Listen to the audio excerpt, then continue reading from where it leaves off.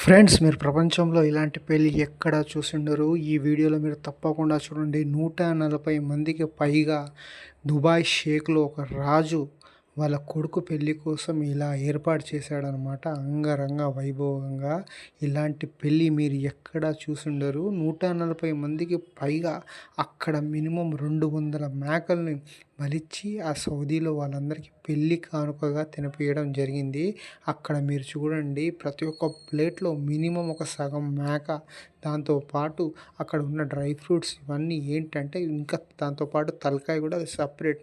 So, పెళ్లి కాకముందుకు ఇదంతా arrangement చేసి ఇలా మొత్తం అరేంజ్‌మెంట్ చేస్తారనమాట. చేసిన తర్వాత ఇప్పుడు డ్రై ఫ్రూట్స్ మిగతా అంతా ఏసి, ఆ డ్రై ఫ్రూట్స్ ఏసిన తర్వాత మీదికెళ్ళి మసాలా పెట్టి, ఆ పెళ్ళికి అయిపోయే ముందు ఒక 10, 15 నిమిషాల ముందు ఇదంతా సెట్ చేస్తారనమాట. మొత్తం సెట్ చేసిన తర్వాత పెళ్ళి అయిపోగానే అందరిని ఒకేసారి ఇన్వైట్ చేస్తారనమాట.